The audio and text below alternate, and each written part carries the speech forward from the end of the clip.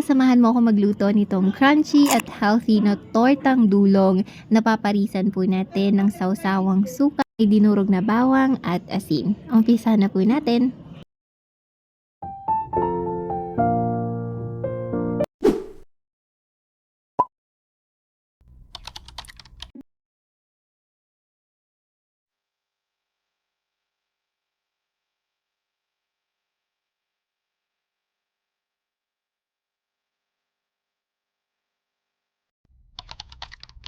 Isang bowl kung saan nakalagay ang ating fresh dulong, ilagay po natin ang mixture ng suka at turmeric powder. Tapos haluin po natin ito para ma-mix lahat ng ingredient dito sa ating dulong.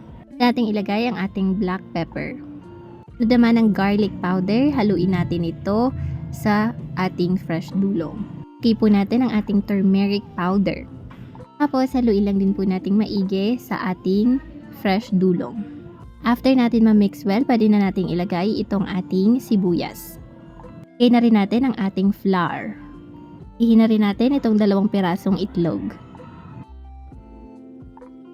Tapos haluin po natin itong mabuti. Kailangan pantay-pantay po yung pagkakamix natin ng mga ingredients.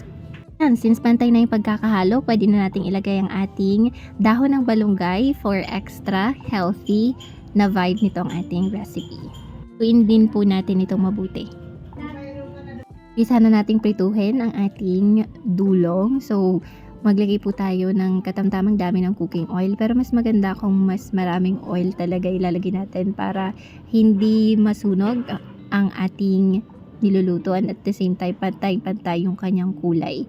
So, hintayin lang nating uminit yung ating mantika. Kapag mainit na, pwede na nating i-fried ang ating dulong. Yan, since mainit na siya, pwede na natin ilagay isa-isa. Ayan na po.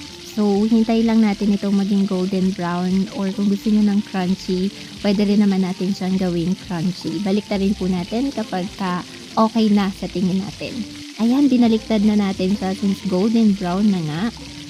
And voila, narito na po ang ating final product. Sobrang sarap po nito ipares sa sawsawang suka. Happy eating! Bye!